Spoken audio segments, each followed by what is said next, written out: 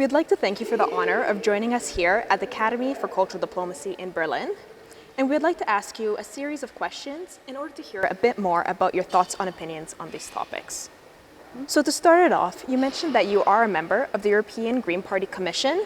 So I want to know, from the perspective of the Green Party and of Poland as a whole, what do you think are major challenges right now for that of the European Union? I think there's a lot of challenges ahead of European Union, but the most important one is actually to keep the green agenda. The European Green Deal was a huge step to actually fight climate catastrophe, to change our lives, to live in a more greener way, but the whole project is under danger because in more and more European countries, far-right parties have stronger voice. They became leaders, they became prime ministers, and they question the green agenda. And I think that we as European Union, we should really do everything to keep going, to keep fighting, to lower emissions, to change to electric cars, and just to implement the Green New Deal, European Green Deal. Perfect. And outside of the Green New Deal, cultural diplomacy is another way of using soft power to change the world and to change our future. So how would you define cultural diplomacy for Poland? And how important do you think cultural diplomacy is in Poland to spread their message and their wants for the future to the world?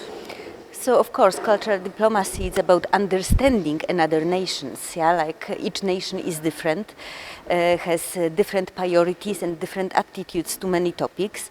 But I think it's very important that we talk, and that's what you're doing in the Institute of Cultural Diplomacy. It's extremely important that you're networking people from all over the world, probably the future leaders or future diplomats. And from the Polish perspective, for sure it's important to show our heritage, to show the achievement of Poland, but I think what's another challenge, and I think the future government, Polish government, where Greens are part of it, this challenge will be just to present the vision of green Poland, of green Europe, and to clear support fighting climate change, fighting for protecting biodiversity, protecting our countries and our planet. Absolutely. And on that topic of future leaders, as a female politician in Poland who's doing groundbreaking work to push the country and the European Union forward, what is your advice and what is your message to this next generation of potential leaders, to female leaders, to push the world to be a better place? I mean, fight with climate catastrophe. There is nothing more important right now because that's climate catastrophe that will influence all of us, not only in Poland, not only in Germany, not only in Europe, but in the whole of world. And I think that that's the huge actually role of young people, because they are devoted to environment, to climate, to protect animals.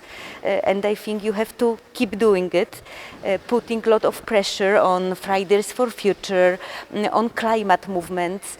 You have to address the politicians, yeah, to think about your future, to care about it, to fight climate change, and more of all, you have to become the politicians, future leaders, and also change makers, because that's your future and you have to fight for it.